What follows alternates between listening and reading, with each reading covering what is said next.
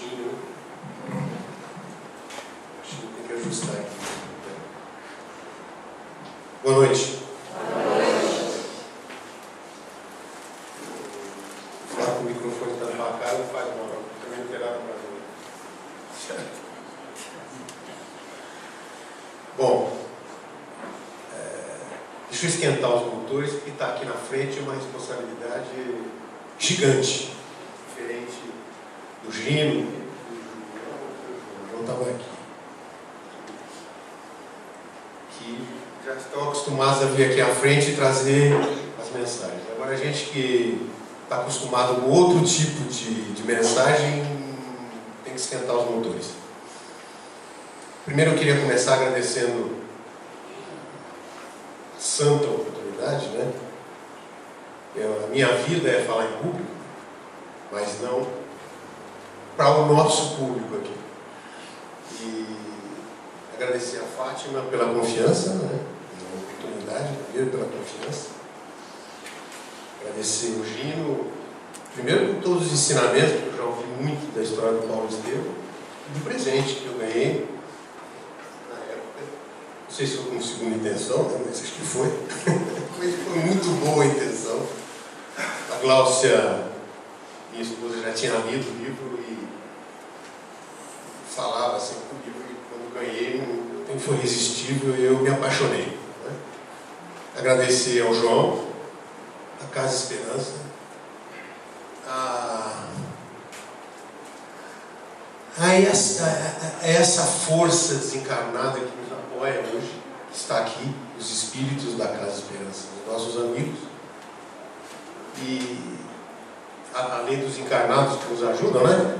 Eu tenho os encarnados, com certeza me ajudam. O Paulo deve estar cansado de me ouvir hoje a semana inteira montando a palestra. O que eu pedi para esse Paulo para dar uma ajuda aqui, você aparece por lá, né? Me dá uma mão. Então, eu tenho também os espíritos encarnados que me apoiam. Eu tenho uns guias que me apoiam em vida, e o principal está sentado ali. Mas assim, a Gláucia, minha esposa, que já havia lido o livro com antecedência, né? E que depois a minha memória, quando falha, ela diz para mim: olha, presta atenção naquilo que está escrito assim, em tal local, assim, assim. Então, obrigado pela inspiração diária. Até 10 minutos atrás ela continuava inspirando na minha cabeça.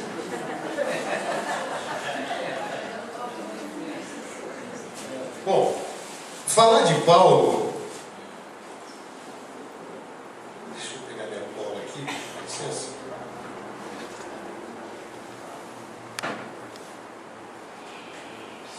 Falar de Paulo é uma missão complexa, porque de todos os apóstolos, Paulo foi, não vou dizer que foi o mais importante, porque também aí não é verdade, mas foi verdadeiramente ou se não, um dos mais importantes. Eu não posso falar mais, né? Eu tenho vontade, mas não posso. Eu estava conversando com a Gláucia ontem, quando eu estava terminando, aí começam a vir as inspirações e eu não sou médium, né? Não consigo ver nada, mas sinto muito, né? É sensação pura. A sensação que se Paulo não tivesse feito o que ele fez, talvez a gente não estivesse aqui sentado ouvindo o Evangelho de Jesus. Claro que Jesus é muito mais poderoso do que isso, né?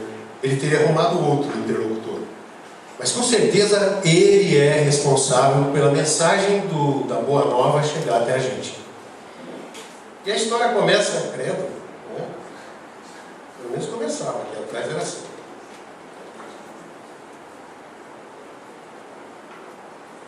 O grande comunicador, porque é impressionante, nós estamos aqui 2 anos depois da crucificação de Jesus, né? E inicia a história toda, o nome dele não era Paulo, era Saulo. E quem já leu o livro, então o que eu resolvi fazer diante desse calhamaço, né? E diante, depois, né, Fátima, com o apoio de outro livro, onde vai ser o apoio. Isso foi combinado. Assim eu vou parando de tremer. A voz continua a mesma, tá? Mas a tremedeira também, tá? Eu tremo naturalmente, não é porque eu tenho necessidades etívicas, é porque eu tremo desde que eu nasci. Então eu continuo tremendo, vou segurando aqui, ruim. Não dá para falar tudo, né? Nessa 45 minutos mais ou menos. Falar não tem, não é possível, né? E aí então a ideia é fazer uma passagem geral sobre a vida de Paulo. E depois, sem entrar muito filosoficamente, mas não tem como não fazer, porque o livro Francisco Campos Xavier psicografa Emmanuel. E Emmanuel, além desse espírito iluminado, ele é um poeta, né? E um poeta que nos emociona. Eu vou tomar então a liberdade, por isso estou falando, vou tomar a liberdade em alguns momentos de ler o texto conforme o livro. Porque não dá para mudar e falar do meu jeito, né? Só se eu fosse bobo, né? Então eu vou utilizar o que Emmanuel, da maneira que Emmanuel fala. Eu não sei se você veio preparado, mas a cada momento da leitura é uma emoção impressionante. É de arrepiar inteiro. A gente se arrepia quando você ouve a maneira que Emmanuel descreve determinado fato. Vamos começar, né? Vamos nos ajudar. Saulo.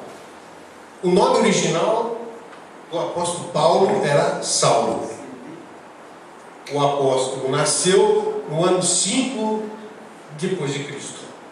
Cristo tinha sido crucificado, então, não vou ficar olhando muito lá, mas na ponta. Pode ser. É uma tremedeira, deixa quieto ele aqui. Nós estamos há 2 anos depois da crucificação. Ele nasce, o que chama Paulo ou Saulo de Tarso.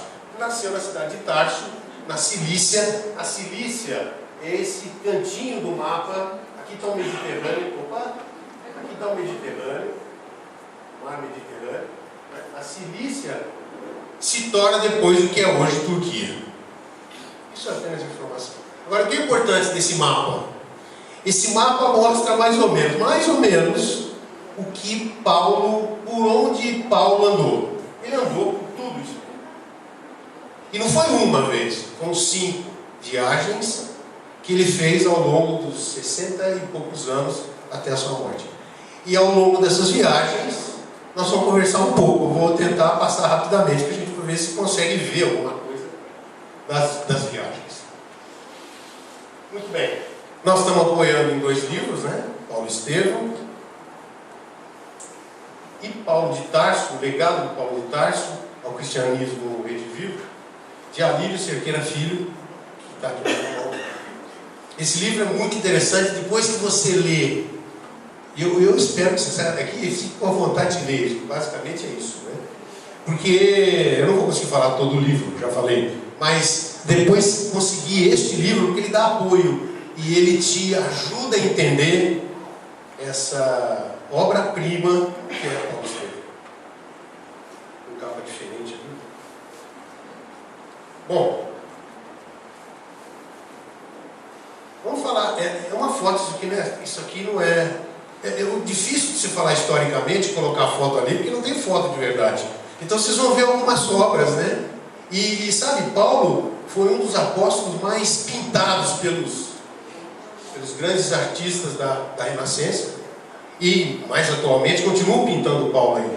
Mas tem um filme recente que conta a história do apóstolo, e eu fui buscar, e é muito parecido. Depois eu vou trazer uma foto que é muito interessante, que é Paulo como era realmente. Conseguiram reconstruir a imagem dele. Quem era Saulo?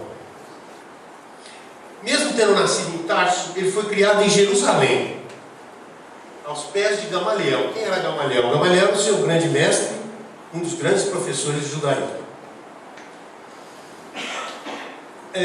O que na verdade Gamaliel já tinha o conhecimento do Evangelho a partir de um determinado momento, e quando Saulo começa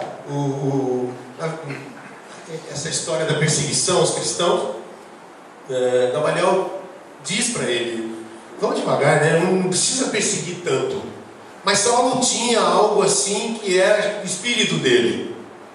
Era por que ele perseguia. Nós vamos entender isso na sequência, mas basicamente é o seguinte: nós estamos olhando para um homem de extrema fé. E não é fé de crença, é é fé de fidelidade. Fidelidade a quem? Fidelidade a Deus. Ele era extremamente fiel a Deus, o Deus único dos judeus, né? O mesmo Deus nosso. E ele seguia as leis de Moisés. Eu aprendi com o Gino, no Pentateuco, os 5 livros, do Gênesis, Êxodo, Levítico, Número, Deuteronômio. Ali estão todas as leis judaicas. E ele defendia com unhas e dentes aquilo. E é por isso que no meio do caminho a gente começa a querer entender por que Saulo persegue os cristãos. Porque ele não acreditava que alguém pudesse ter vindo substituir Moisés. Isso é um raciocínio bastante simples, mas eu acho que é isso mesmo, né? Uma da ponta da espada onde vai pegar é em cima de Estevão, que nós vamos ver acima, é onde aparece aí a grande perseguição. Antes da sua conversão, Saulo, é mencionado 3 vezes como um inimigo implacável do cristianismo. Era como membro do Sinédrio, ele consegue votar a favor da morte de Estevão. Quem não conhece a história, eu não li o livro ainda, nós vamos falar um pouco mais do Estevão. Mas o Estevão foi aquele que foi escolhido para poder ser perseguido dentre todos que ele fazia. Porque no Sinédrio, a história é: vamos perseguir aqueles que não seguem a lei de Moisés. E não é verdade, seguia-se a lei de Moisés. Mas ele não queria que parasse Moisés, que não fosse adiante, seguia a boa nova de Jesus. Está escrito em Atos dos Apóstolos: e Saulo respirando ainda ameaças e mortes contra os discípulos do Senhor. Escreve-se assim. E algumas coisas vieram também de outros livros, mas basicamente vem aqui era considerado um animal devastador. Veja a descrição dele, a pessoa de Saulo: feroz e indomável.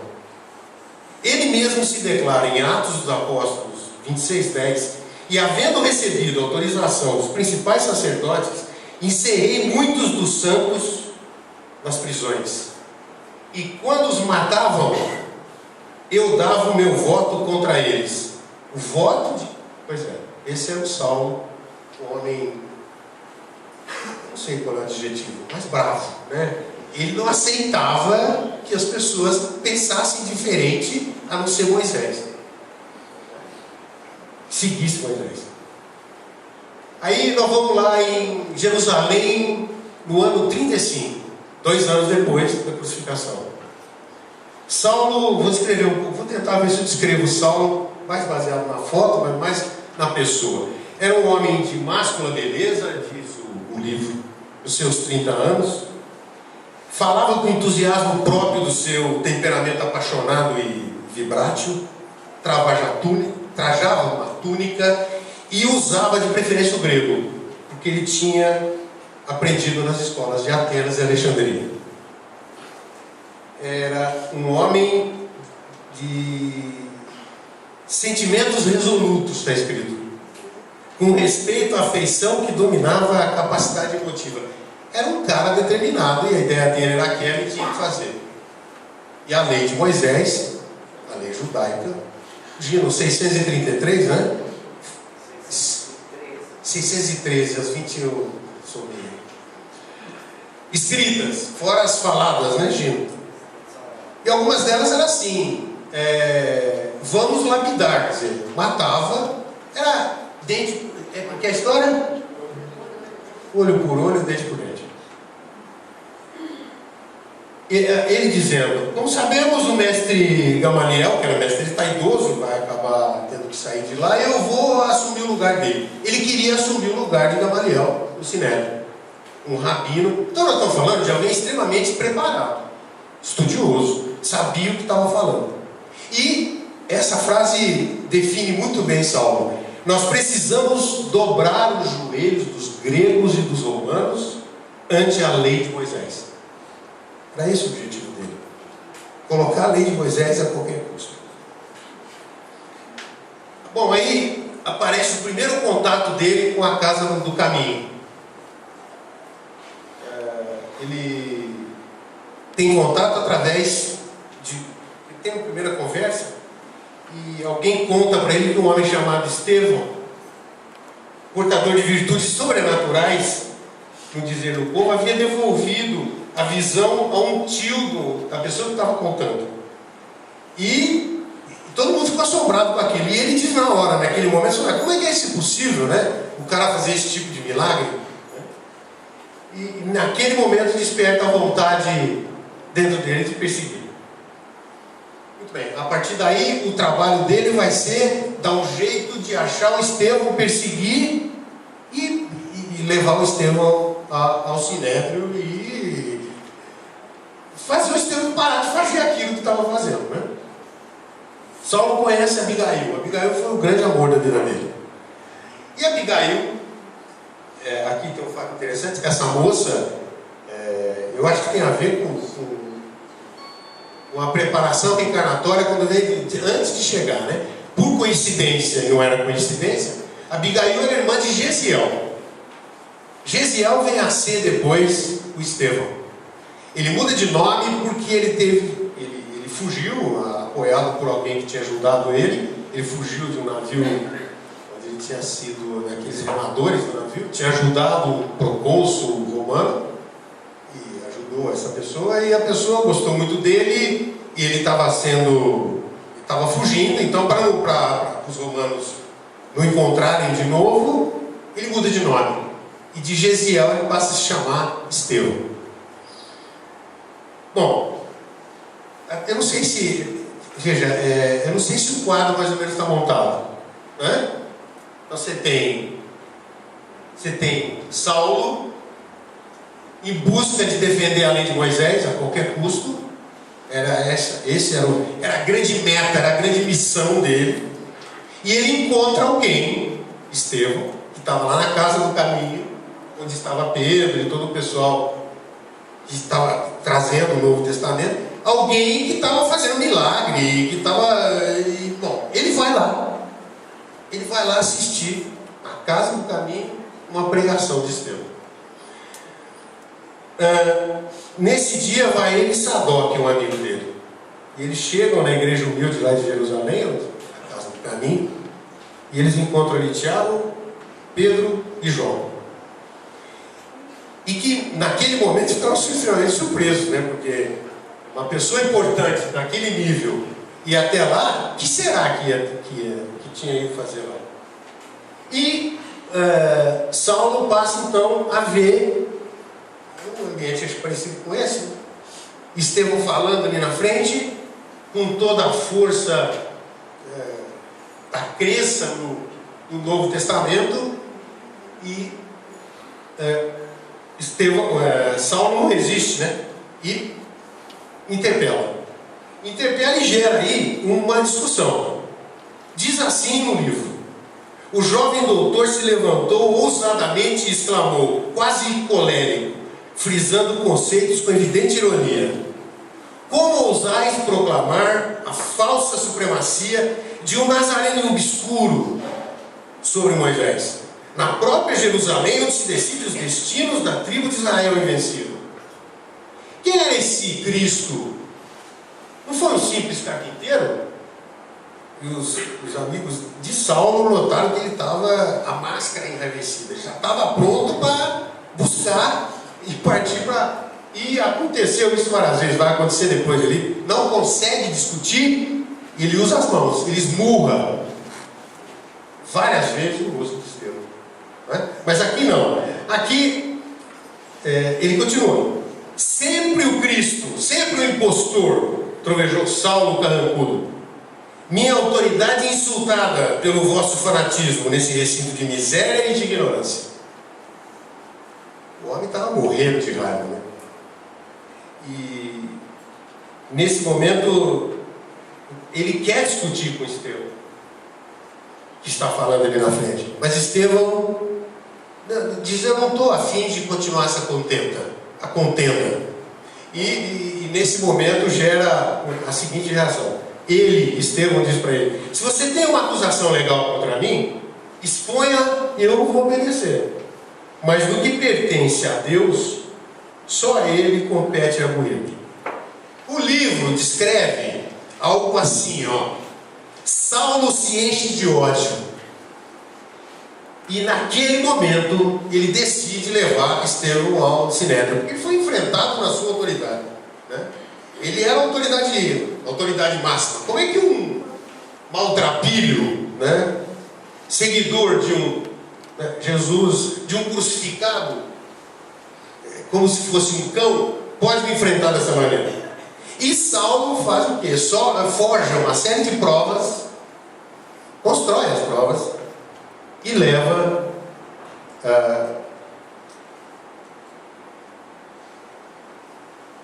Estevão ao Sinédrio.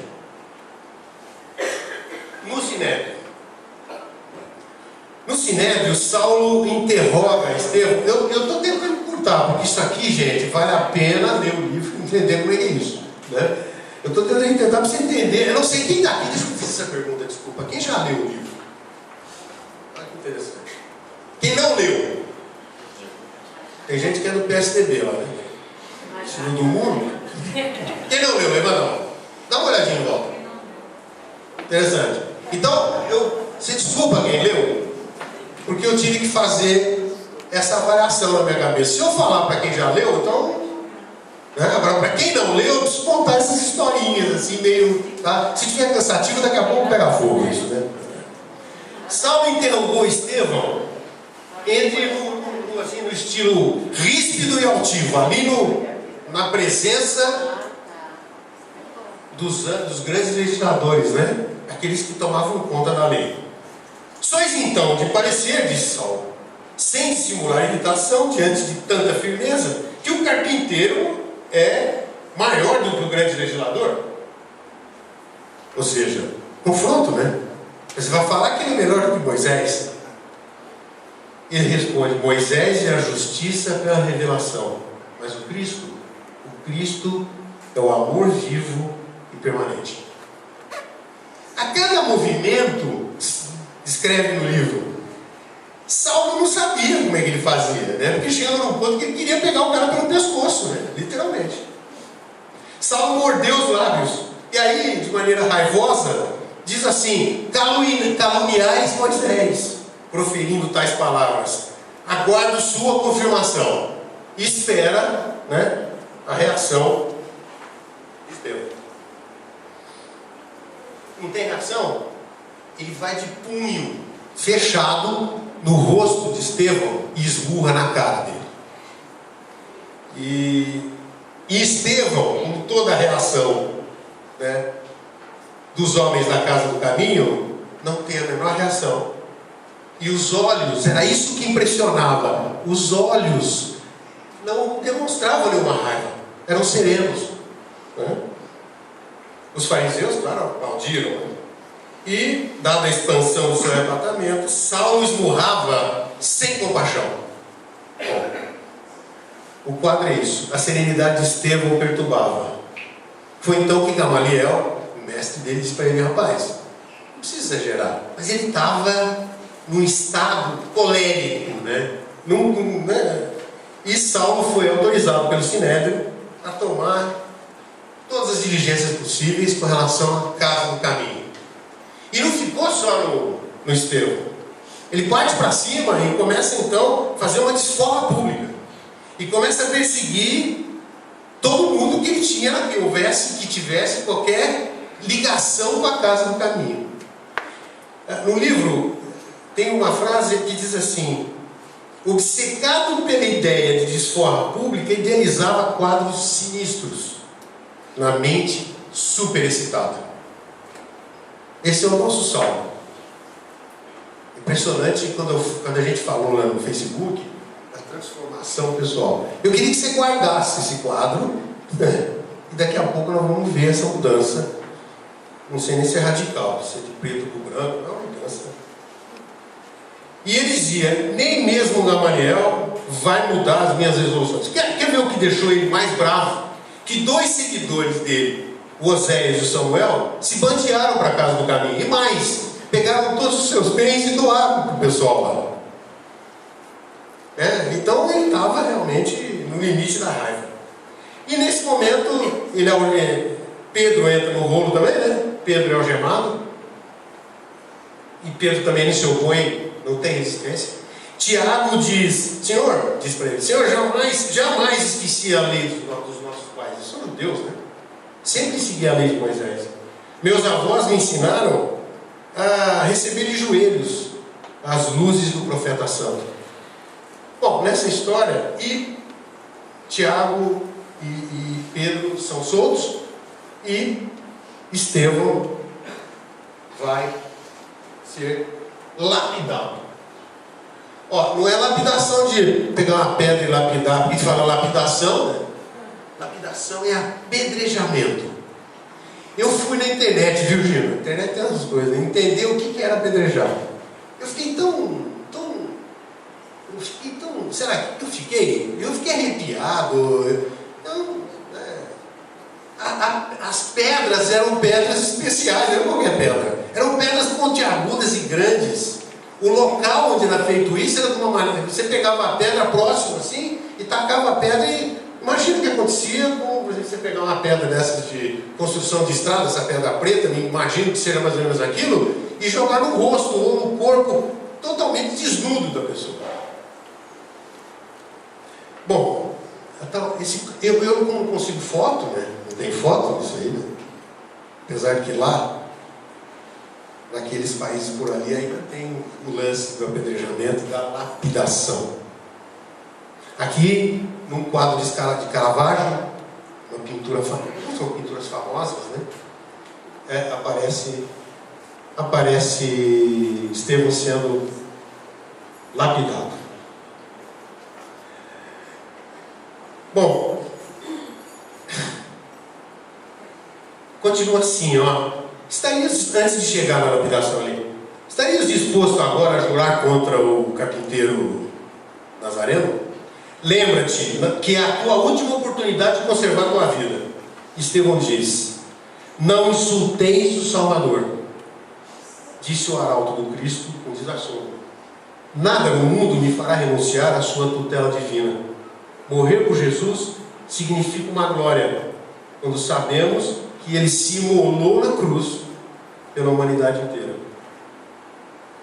Basta apedrejar-o, né? O quanto antes. Morte ao imundo, abaixo o feiticeiro, blasfemo, e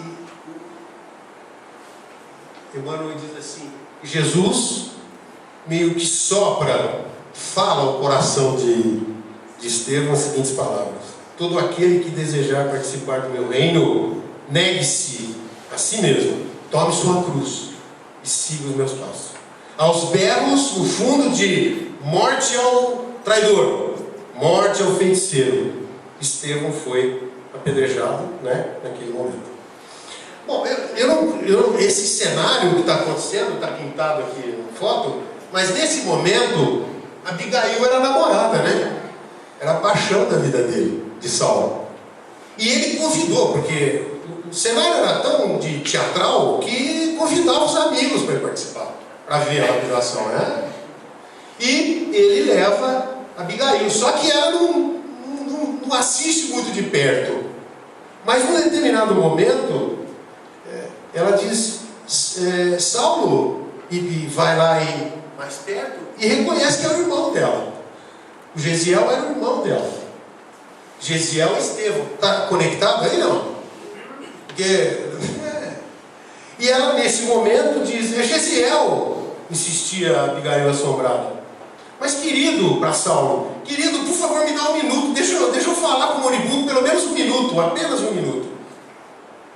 E ele responde, é impossível ser ele. Até na dureza, o coração duro, né? É impossível ser ele, replicou.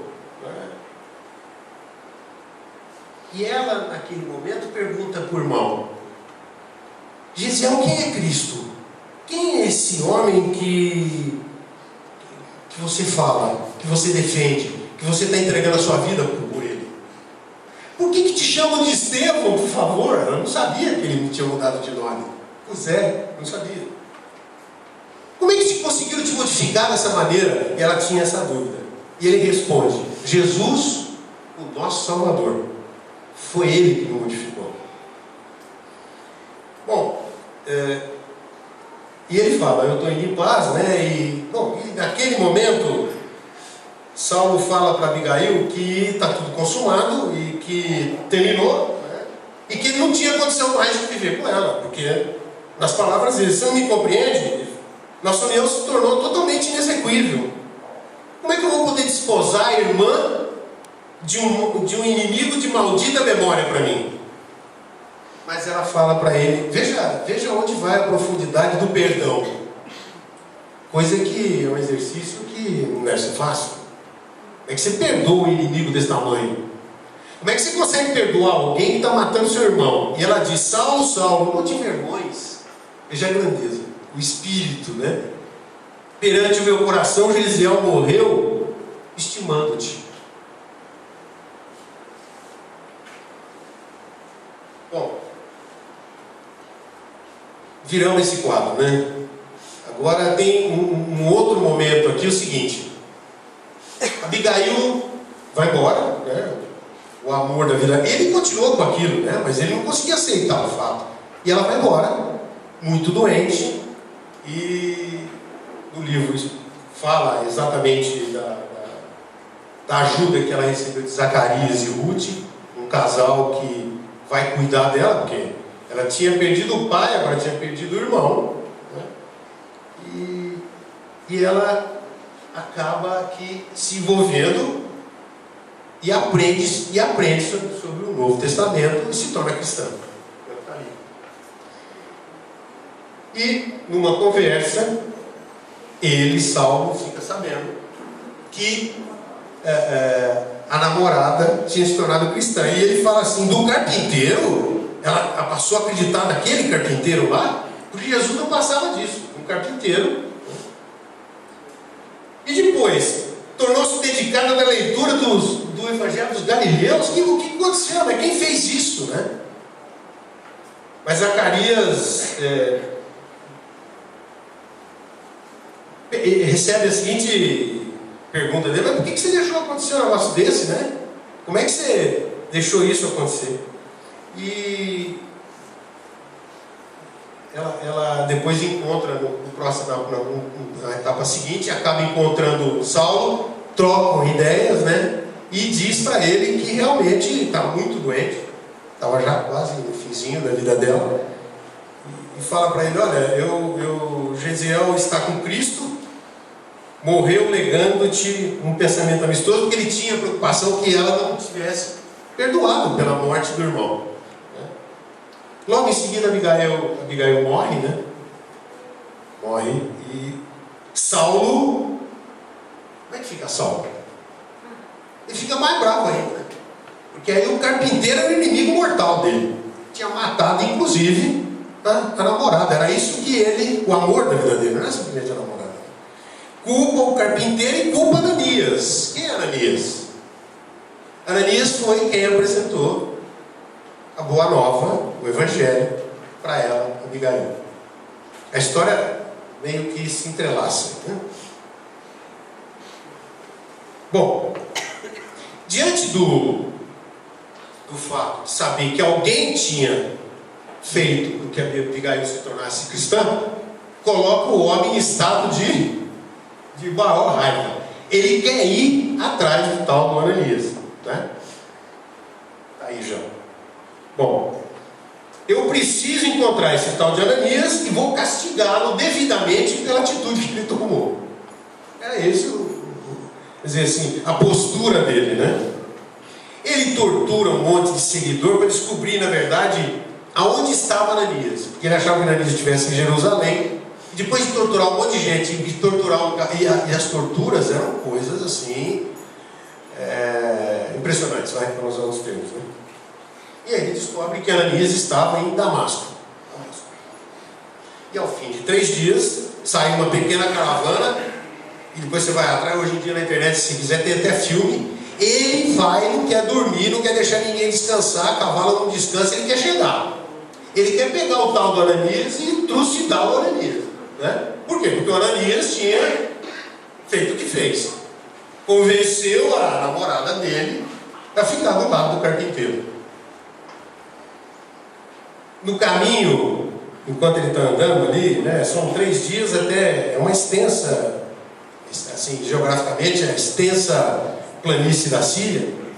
No caminho ele pensa na vida dele, ele pensa em Abigail, ele pensa em Estevão, ele pensa na serenidade desses todos, dos olhos serenos deles. Ele não conseguia entender aquilo, né?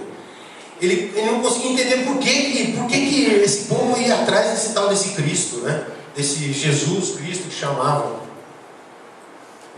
Que história é essa? Os ditos cristãos, né? Ele não aceitava. Mas nesse momento a mente dele não aceitava, mas a mente dele parece que estava sendo massageada, sabe? Jesus estava naquele momento preparando para o que iria acontecer a seguir. Eu já estou fazendo isso, não sei se cansa ou não, mas eu não posso perder essa oportunidade, né? De ler as palavras de Emmanuel. É ler esse livro, você já leu o livro assim, e ficar mais apaixonado por esse espírito. É impressionante. Num dado instante, todavia, quando mal despertar das angustiosas cogitações, sente-se envolvido por luzes diferentes da tonalidade solar. Tem a impressão de que o ar fende como uma cortina sob pressão invisível e poderosa. Intimamente, considera-se presa a inesperada vertigem após o esforço mental, persistente e doloroso. Quer voltar-se, pedir socorro dos companheiros, mas não os vê. Apesar da possibilidade de suplicar o auxílio, Jacó, Demétrio, socorro-me, grita desesperadamente. Mas a confusão dos sentidos lhe tira a noção do equilíbrio e ele tomba do animal, ao desamparo sobre a areia ardente. A visão, no entanto, parece dilatar-se ao infinito. Outra luz lhe banha os olhos deslumbrados, e no caminho que a atmosfera rasgada lhe desvenda, vê surgir uma figura de um homem de majestática beleza, dando-lhe a impressão de que descia do céu ao seu encontro. Sua túnica era feita de pontos luminosos, os cabelos tocavam os ombros, a Nazarena, e os olhos magnéticos emanados de simpatia e de amor, iluminando a fisionomia grave e terna, onde pairava uma divina tristeza. O doutor de Tarso contemplava-o com espanto profundo, e foi quando, uma inflexão de voz inesquecível, o desconhecido se fez ouvir: Saulo, Saulo, por que me persegues? O moço tarsense não sabia que estava instintivamente de joelhos. Sem poder definir o que se passava, comprimiu o coração numa atitude desesperada. Incoercível sentimento de veneração apossou-se inteiramente dele. O que significava tudo aquilo? De quem o vulto divino que entrevia no painel do firmamento aberto e cuja presença lhe inundava o coração, precípite de emoções desconhecidas? Enquanto os companheiros cercavam o jovem genuflexo, sem nada ouvirem nem verem, não obstante haverem percebido a princípio uma grande luz no alto, Saulo interrogava a voz trêmula e receosa: Quem sois vós, Senhor? Areolado de uma luz balsâmica, num tom de inconcebível doçura, o Senhor respondeu: Eu sou Jesus. Então viu-se orgulhoso e inflexível doutor da lei curvar-se para o solo em pranto convulsivo. Disse-ia que o apaixonado rabino de Jerusalém foi ferido de morte, experimentando no momento a derrocada de todos os princípios que lhe conformaram o espírito e o nortearam até então a vida. Diante dos olhos tinha agora, e assim, aquele Cristo magnânimo e incompreendido. Os pregadores do caminho não estavam iludidos. A palavra de Estevão era verdade pura. A crença de Abigail era senda real. Aquele era o Messias. A história maravilhosa de sua ressurreição era um recurso lendário para fortificar as energias do povo. Sim, ele, Saulo, via-o ali no esplendor de suas glórias divinas. e que o amor deveria animar-lhe o coração cheio de augusta misericórdia, para vir encontrá-lo nas estradas desertas, a ele, Saulo, que se arvorara em perseguidor implacável dos discípulos mais fiéis. Na expressão de sinceridade de sua alma ardente, considerou tudo isso na fugacidade de um minuto. Experimentou a invencível vergonha de seu passado cruel. Uma torrente de lágrimas impetuosas lavava-lhe o coração. Quis falar, quis penitenciar-se, quis clamar as suas infinitas desilusões, protestar fidelidade e dedicação ao Messias de Nazaré. Mas a contrição sincera do espírito, arrependido e dilacerado, embargava-lhe a voz.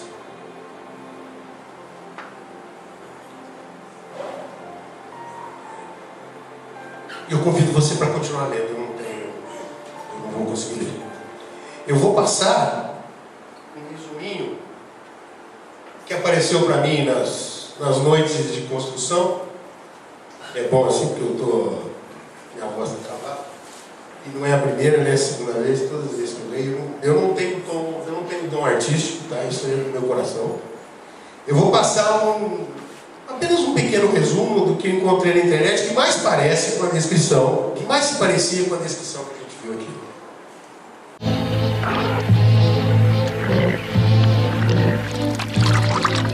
Damasco está perto.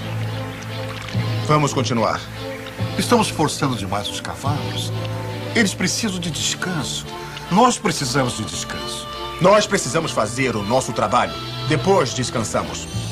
Saulo, metade de um dia não fará diferença. Fará se eles forem alertados. Vamos nos apressar.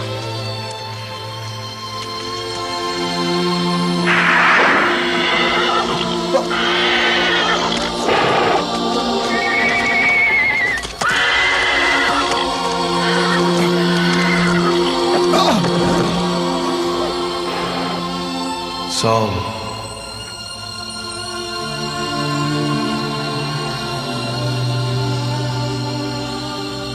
Saulo, por que me persegues? Quem é o Senhor? Eu sou Jesus, a quem tu persegues. Oh, Senhor. O que o Senhor quer que eu faça? Levanta e vai até a cidade, e te será dito o que deves fazer.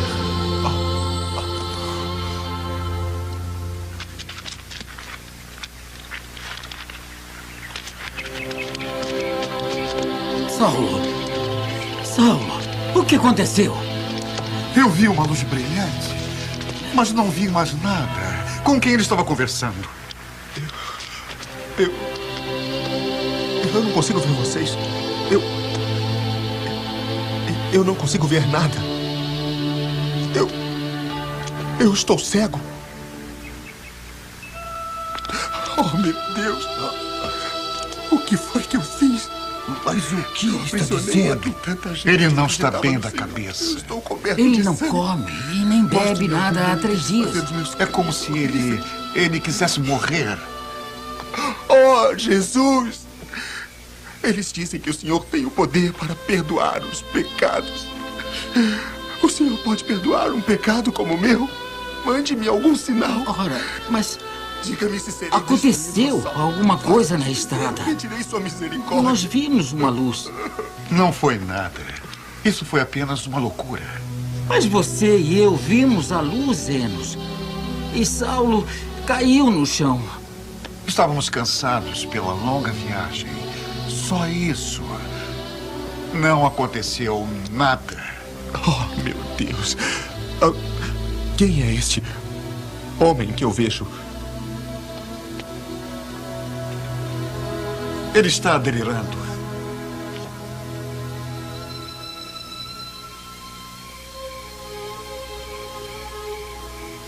Ananias. Ananias. Estou aqui, senhor. Vai até a casa de Judas e pergunte por alguém chamado Saulo de Tarso. Ele teve uma visão de que você irá impor as mãos nele e devolverá a ele a visão. Senhor, já ouvi sobre esse homem e o grande mal que ele já causou aos santos em Jerusalém. Não tenha medo, pois ele é um vaso escolhido para mim, para ensinar meu evangelho aos gentios e aos reis e aos filhos de Israel. Não posso deixar você entrar. Saulo não está bem.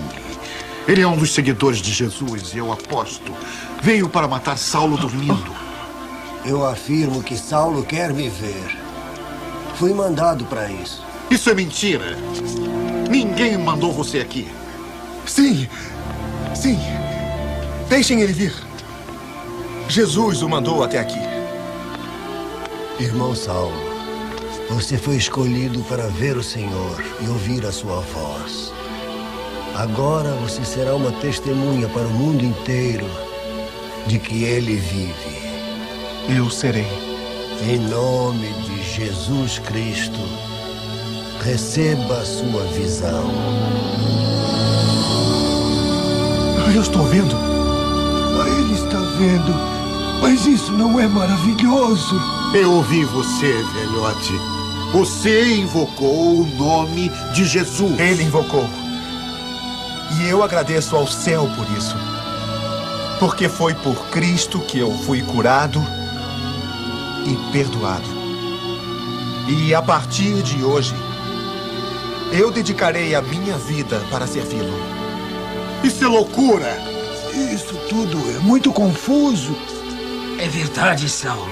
Eu vou pregar em todas as sinagogas e testemunhar a Cristo. Ananias, você pode me batizar? Com prazer.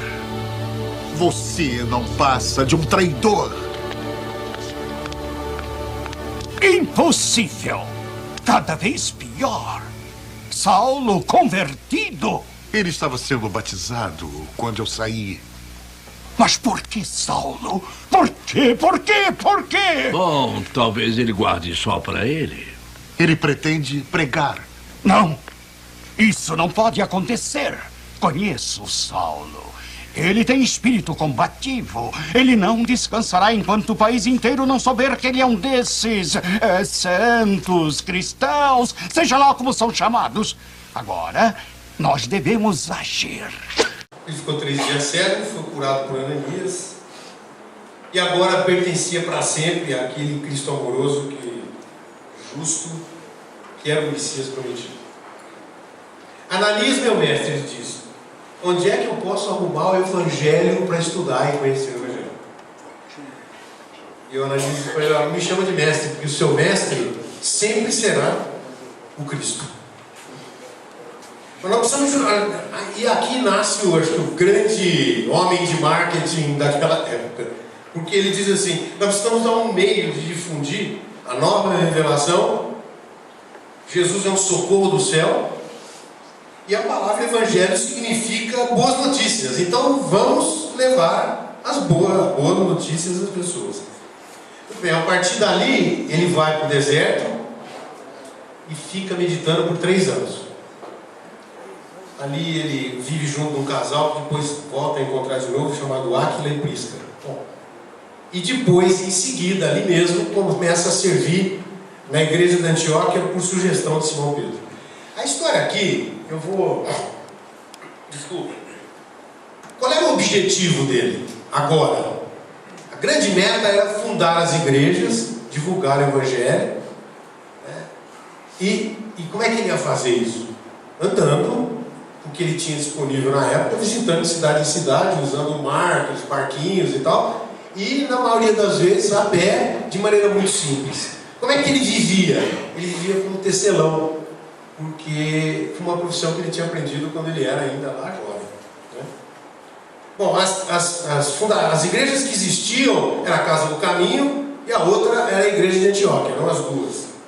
Como é que eram as igrejas? As igrejas eram a casa das pessoas. Ele chegava até a casa das pessoas, mostrava e falava, ele falava do evangelho, né? E ali então se transformava num ponto, e daquele ponto, como se fosse um ponto que iluminava, dali para frente, e aí criavam-se as igrejas. Na primeira tentativa dele de exposição, ele vai falar numa sinagoga, e é rechaçado e com veemência é colocado para fora da sinagoga. E aí então começam as famosas viagens de Paulo. A primeira delas é curta, né? Mas aqui aparece, ele sai, ele sai da Antioquia, vai e anda ainda perto por ali, né? E nessa primeira viagem ocorre um fato muito interessante, que é dali que as pessoas, como é que ele mudou de nome de Saulo para Paulo?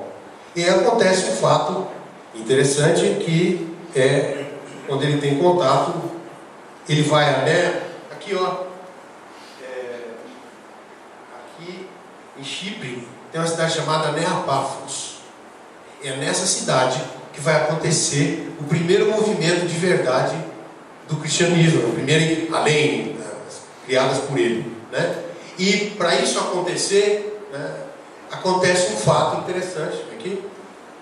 E ele tem contato, ele está ali e tem um procônsul romano que o convida ali na cidade para fazer uma visita. Manda um mensageiro de maneira solene e traz que ele venha para visitá-lo. E Saulo vai visitá-lo, porque esse procônsul, na verdade, estava sofrendo de uma enfermidade pertinaz, muito importante, né? E a explicação do convite, o senhor nos convidou, e na hora eles ficaram meio assim, que história é essa, né? O romano convidar a gente. E o cara diz, olha, você tem curado moléstias perigosas, devolvido a fé a inúmeros descrentes, consolados, míseros, sofredores. Há mais de um ano eu venho cuidando dessa doença e não consigo curar, doutor João. Né? E ele arrumou um cara, que era um médico lá, um tal de Bar Jesus, que era um mago que ele já tinha contratado. E fala pro Saulo o seguinte, Saulo, é o seguinte, o cara aqui não funciona, não está dando certo o negócio, né? E agora, como é que vocês têm conseguido isso, né? Aí Saulo responde assim: temos conosco de fato um poder muito grande e um grande médico que nos acompanha. Nós podemos curar quando os enfermos estejam dispostos a compreendê-lo e a segui-lo. Agora ele fala: mas quem é esse médico? E Saulo responde: ele chama-se Jesus Cristo e sua fórmula é sagrada, né? Bom, nessa hora o tal do mago, o tal do Bar Jesus ali fica aquela cara de irônico, né? Lá veio outro que querendo fazer mágica. E como é que eu vou encontrar esse médico? E aí então que aparece um diálogo interessante, porque volta, e nesse momento tem um momento de mediunidade muito forte que acontece ali com Saulo. Ele passa a explicar e falar para o procônsul uma situação que tinha sido vivida justamente com Gesiel lá atrás. Gesiel sai e vai trabalhar de remador no navio. E esse procônsul era o tal do romano que estava no navio, muito doente já na época. E ele começa a descrever assim: não é a primeira vez que experimentais uma grave enfermidade. Há quase 10 anos, ao tentar os primeiros passos na vida pública, embarcastes no porto de Cefalônia, em demanda desta ilha. Apenas um escravo humilde, um serviçal anônimo dos remos homicidas, Gesiel, velou por vós, dia e noite. Aí o homem, na frente do tal do Bar Jesus ali, de quem estava em volta, mas gente, isso tudo é verdade, realmente. Trouxeste-me santa notícia de um Salvador, exclamou o Sérgio Paulo, o procônsul. Esse Bar Jesus ficou louco, furioso. Ficou furioso e fez uma alusão mais ferina, mais negativa, relativa à personalidade e aos feitos de Jesus. Como vós, diz Saulo, eu também já vivi em trevas. Estais cegos, e é nessa condição que podereis enxergar a luz, com Cristo. Naquele momento o Bar Jesus dá um grito e fala: estou cego! E um cego, o mago fica cego naquele momento. Aí, por 4 horas seguidas, esse cara chora, esperneia e tal. E o Saulo vai lá e impõe as mãos, da mesma maneira que Ananias fez com ele lá atrás. Impõe as mãos e o homem volta a ver. Volta a ver, depois de 4 horas, fica louco, sai correndo, não quer nem saber, foge. E a partir daquele momento, o procônsul passa a conversar com o Saulo, encurtando a conversa, e pergunta: escuta, como é que vocês vão fazer para multiplicar essa doutrina de vocês, né? Como é que vocês vão falar para as pessoas sobre isso que vocês estão fazendo? E aí, onde é que vocês fizeram a construção do santuário? Não fizemos nada ainda não. Pois então vamos fazer. E foi aí, né, o Pafos. E ele diz, né, o Pafos terá a primeira igreja filha do vosso trabalho direto.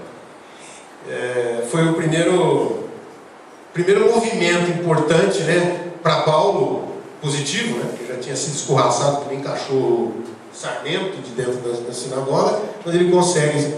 E Saulo, Barnabé, que foi junto com ele naquele dia, pergunta para ele: Saulo, naquele dia que você foi batizado pelo Ananias, ele não falou nada de mudança de nome? E é aqui que vai haver a mudança de nome para Paulo.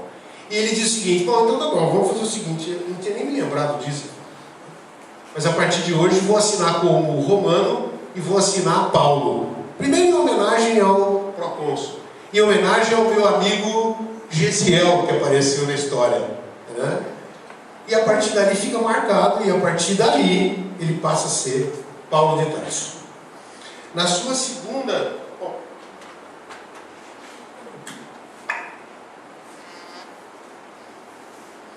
segunda viagem missionária, ele vai a Atenas. Eu disse para vocês que ele falava grego, né? Que ele tinha paixão pela Grécia. Ele imaginava que os gregos, com todo o seu preparo e tal, fossem recebê-lo de maneira positiva, pois muito pelo contrário. Em Atenas, era um velho ideal dele, ele tomou literalmente um tapa na cara.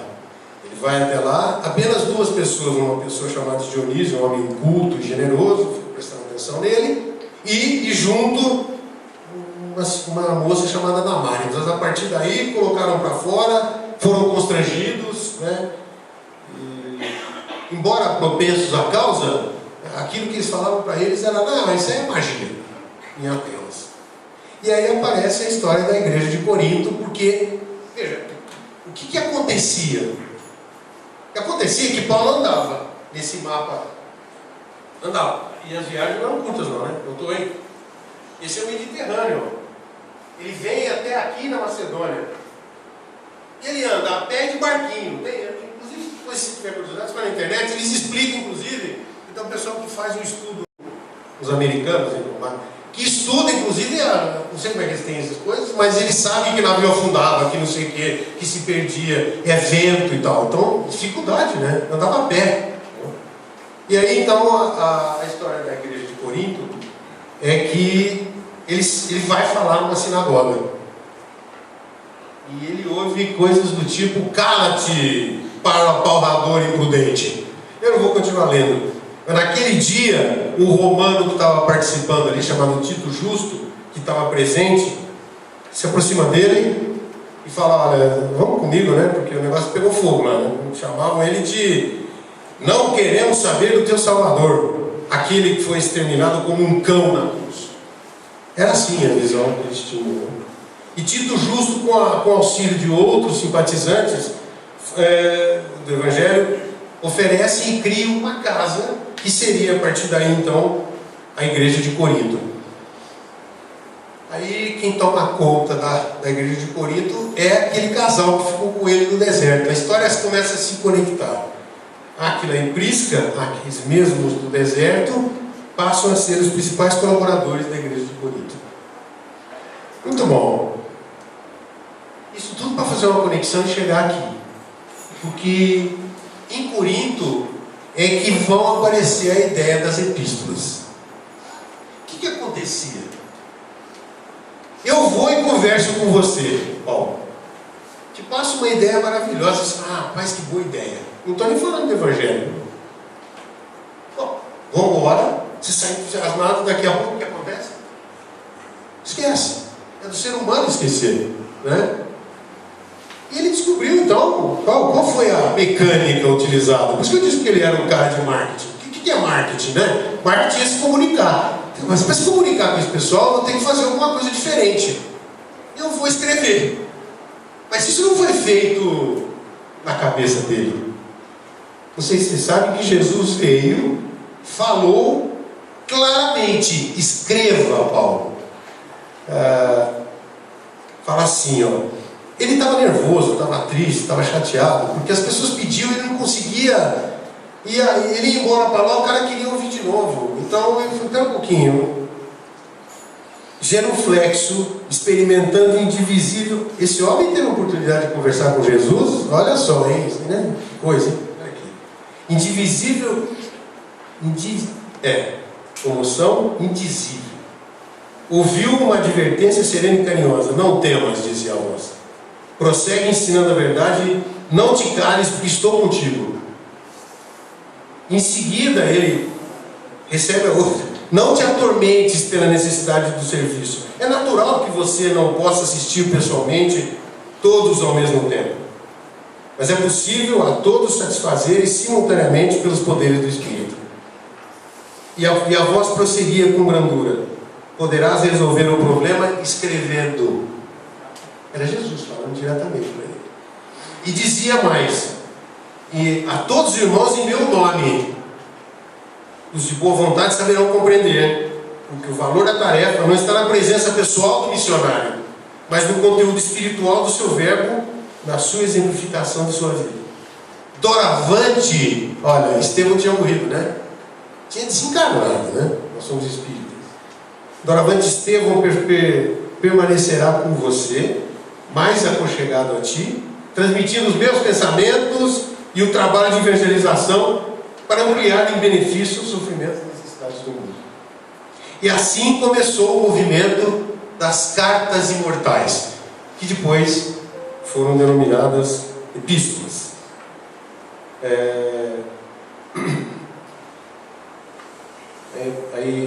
Bom, as epístolas paulinas, na verdade, são 14. Dessas 14, ele foi escrevendo ao longo das viagens. Eu vou ter que andar porque o negócio é maior do que imagina aqui, tá? Mas essas são as duas primeiras, que foi escrita entre 50 e 51 aos Tessalonicenses. É difícil falar esse nome, eu tenho que treinar uns 3 dias para falar. Paulo escreve em Corinto, olha lá, ele está em Corinto, e as epístolas a eles Tessalonicenses, durante a segunda viagem missionária dele. Bom, nessa segunda viagem ele tem um encontro interessante com... Esse quadro é um quadro do El Greco, né? Esse é Paulo e esse é Pedro. É um encontro que Paulo está em Roma, né? Na verdade, nesse momento é um reconhecimento que Pedro faz a Paulo, bem rápido, que as cartas e as epístolas que ele estava escrevendo estavam dando muito bom resultado e que as pessoas estavam muito felizes. E era interessante, porque assim, ele escrevia, as cartas eram multiplicadas, escritas, e um passava para o outro e a mensagem ficava.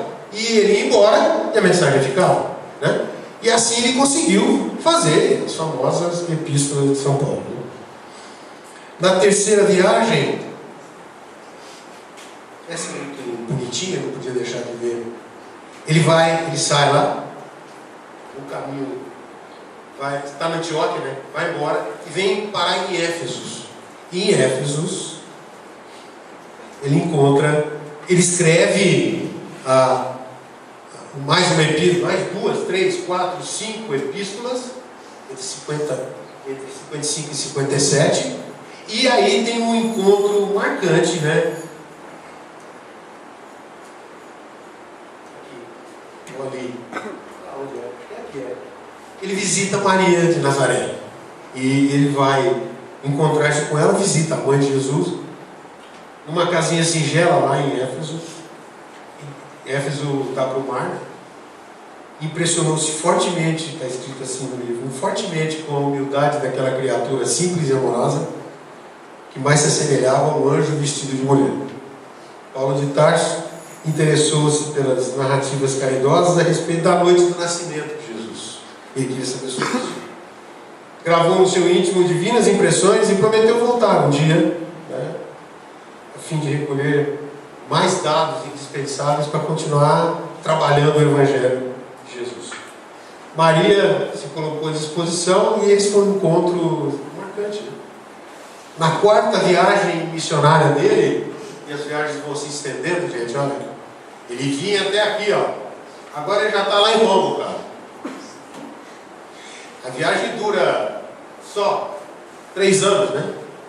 Ele sai e anda, e essa é a história da pregação, escrevendo as epístolas, né? Na 4ª viagem, ele já escreve aos Colossenses, aos Efésios, Filemão e Hebreus.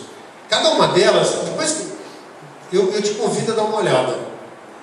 São interessantíssimas, além de serem extremamente fortes, né? Porque ele deixava a mensagem e as pessoas eram tocadas por isso e uma falava para a outra. E ele foi se multiplicando, né? Ele leva o cristianismo até próximo da Britânia.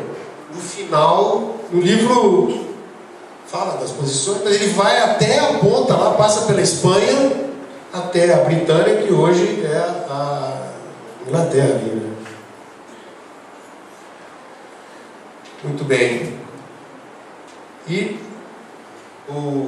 na 5ª e última, eu estou chegando. Não? Nessa daqui, ele sai de Creta, vai para a Espanha, e aí João é preso lá em Roma. Aí começa o drama do desfecho, né, de Paulo. Nesse encontro com Pedro em Roma, Pedro está se deslocando para Roma e ele prepara todo o ambiente para Pedro, arruma uma casa para Pedro, muito carinhoso, muito amoroso. Paulo mostra isso ao longo de toda a história. Lançou mão de todos os meios que ele tinha disponível, ele estava até se deslocando para poder receber Pedro de maneira carinhosa lá em Roma. Na 5ª viagem, ele escreve 1ª e 2ª Timóteo e a Tito. E são as últimas epístolas de Paulo, que completam as 14 epístolas paulinas. E aí, acontece aquele fato inusitado em Roma. Quem nunca ouviu falar que Roma pegou fogo, né? O nosso amigo Nero resolve pôr fogo em Roma. Numa manhã de 16 de junho de 64, esse tipo de qualidade histórica está neste livro, é um livro espírita. O historiador não tem essa data, mas está aqui, claramente. Interessante isso. Envolve um violento incêndio em Roma, incêndio esse tramado pelo próprio Nero. Esse incêndio, o Nero tinha posto fogo porque disse que ele queria arrumar a cidade.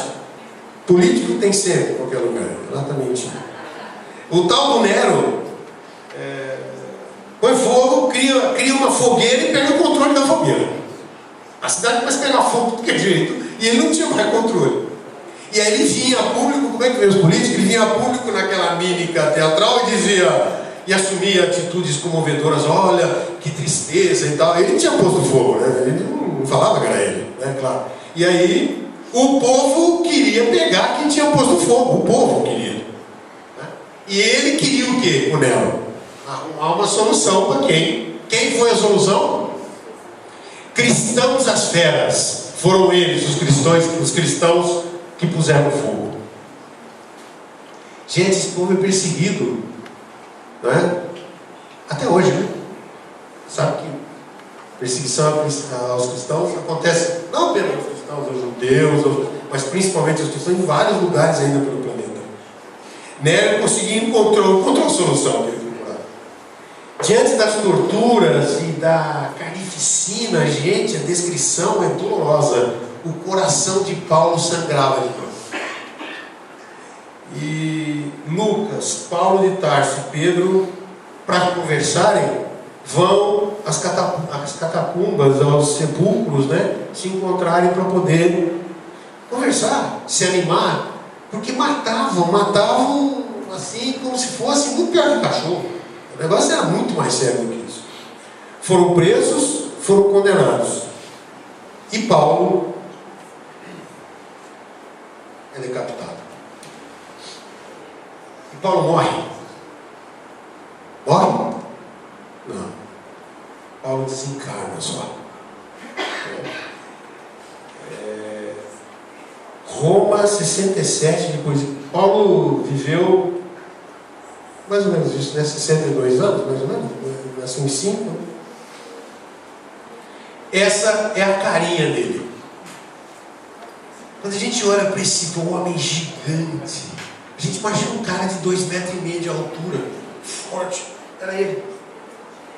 Essa foto é uma foto impressionante. Eu fui pesquisar, entrei na internet, entrei nesse local aqui, chama-se LKA, que na verdade é Landeskriminalamt. Isso aqui vem do alemão, né? Era na Alemanha. É uma agência estadual de criminalística. Os caras reconstruíram o rosto dele baseado em história. Deve estar já não é mais o homem de 30 anos e tal, já é, né? Mas os olhos fortes, marcantes, né? Esse é o nosso Paulo. Após o processo de decapitação, Paulo não morreu, né? Paulo desencarnou. Nós somos espíritas, graças a Deus, né? Nós temos o Consolador que nos explica que é uma passagem. Paulo tinha cumprido, e que missão, hein? Meu Deus, que missão. Após o processo, acontece assim, ó, algumas dores, uma fraqueza. O livro vai dando detalhes. Ele reúne algumas energias mentais, ele entra em oração, ele pede esclarecimento, ele levanta, tateia nas trevas ainda. Paulo, hein? Paulo tateia nas trevas. Imagina agora o que vai acontecer. Eu tenho que ficar catando cavaco, acho que um mês, né? Ouvir os passos e pergunta: quem sois? E ele ouve, irmão Paulo. Na hora ele reconhece e identifica a voz de Ananias.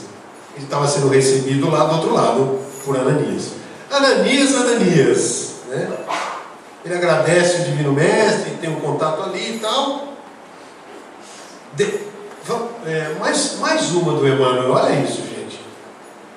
Olha a capacidade de descrição, né? Desenhou-se então na tela do infinito um quadro de beleza singular. Como se houvesse rasgado imensurável um belo azul, surgiu na amplidão do espaço uma senda luminosa e 3 vultos se aproximaram radiantes. O Mestre estava no centro, Jesus, conservando Estevão à direita e Abigail do lado do coração. Deslumbrado, arrebatado, o apóstolo apenas pôde estender os braços, porque a voz lhe fugia do auge da comoção. Lágrimas abundantes perolavam-lhe o rosto, também transfigurado. Abigail e Estevão adiantaram-se. Ela tomou-lhe delicadamente as mãos, num assomo de ternura, enquanto Estevão abraçava com profusão. Grande Espírito humano. Claro que tem que terminar, né? O que nós vimos hoje, na verdade, foram coisas que eu coloquei lá no Facebook, que eu procurei ficar em cima, né? Não é? Primeiro, uma marcante mudança e transformação pessoal. Está claro isso? Né? Alguém tem dúvida? Como anda a sua transformação pessoal? Segundo, um personagem inspirador e divulgador do cristianismo. Alguém que tem a capacidade impressionante de fazer o que fez. Eu fico imaginando o seguinte: será que isso não tinha problema? Quando a gente tem problema, o que a gente faz? Desanima. Desiste. Desanimar pode ser. Se tivesse desistido, talvez a gente não estivesse aqui. E continuou até ser decapitado. Impressionante força espiritual. Era um ser humano como a gente, não era mágico, não. Superman, Batman, né? Coisa de Superman, não parece super-herói isso? A história do homem. Os métodos que ele adotou são extremamente modernos, né? Ele fez e descobriu que o ser humano aprende por repetição, lendo. Escreveu as epístolas. Nós estamos falando de um homem que viveu alguns poucos anos depois de Cristo. Eu vou começar a botar nas aulas de marketing e falar para pessoas: vocês já pensaram em usar os exemplos de... usar um pouco, tomar umas aulas com o Paulo, né? Nas aulas de marketing. A fé inabalável sempre apoiada no conhecimento, na razão. Mas tem uma outra coisa, por último, que saiu aqui do nosso bate-papo e eu vou terminar falando disso. Paulo foi perseguido, viu perseguição, viu e assistiu perseguição dos cristãos, viu morte, viu... Não é? Ainda hoje, 2015 anos depois, nós discutimos agora, em vários locais do planeta nós temos as tais guerras religiosas. De gente que já viveu 2000 anos depois. E a gente ainda não aprendeu. Nós estamos assistindo agora, né? Perseguição a todas as crenças. Impressionante. Persegue-se judeu, persegue-se muçulmano, persegue-se católico, persegue-se todo mundo. Mas o que é impressionante, por que eu estou falando aqui, para terminar? O Brasil está vivendo hoje talvez um dos seus momentos mais delicados da história. Onde vai dar? Nós vamos ter muita fé. Mas uma coisa acontece claramente nesse país. Nós podemos estar aqui falando, nós podemos professar a nossa fé, e não tem nenhum tanque de guerra ali fora esperando a gente, ou metralhadora para nos matar. Eu acho que isso é uma dádiva, e quando fala que o Brasil, Gino, país do Evangelho, eu acho que essa é uma bênção realmente. É uma bênção porque a gente vive num país onde não tem essa perseguição religiosa. Nós podemos falar, nós temos liberdade de nos expressar. Eu sei que, com quem eu converso, né, com os meus amigos, um pouco mais de proximidade, todo mundo está bravo, alguns estão tristes, outros estão chateados com a situação que nós estamos vivendo.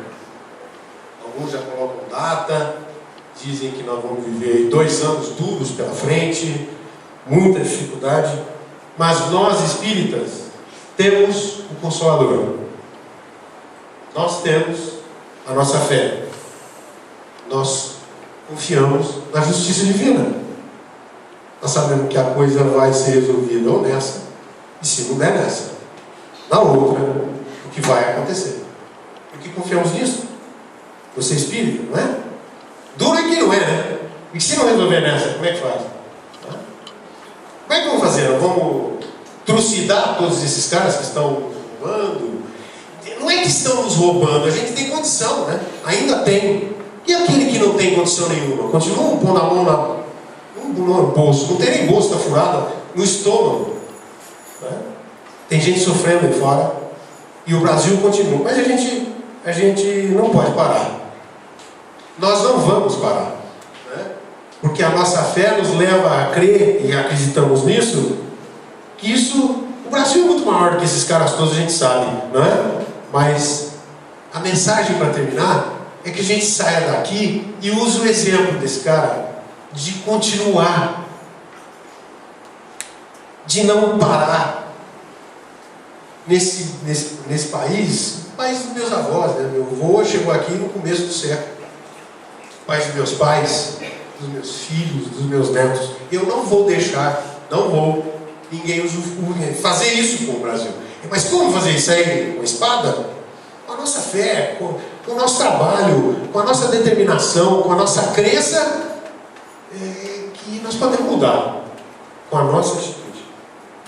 Eu queria agradecer àqueles que estão, que eu não consigo ver, que eu sei que estão aqui. Não sei se o Paulo veio, mas que eu pedi, pode ser que esteja por aqui. Eu acho que é muito para vir até aqui, mas eu pedi, né? A espiritualidade presente, ela Paulinho. Eu realmente, sinceramente, orei todos esses dias por esse homem que eu pouco conhecia e que passei a admirar e passou a fazer parte da minha vida, as minhas orações, como alguém determinado, alguém que foi em busca de aquilo que queria e nunca desistiu. Eu acho que... E claro, pedir a Jesus, nosso maior guia, que nos ilumine. mas principalmente ilumine os caminhos do nosso Brasil. Agradeço você, uma boa noite, muito obrigado.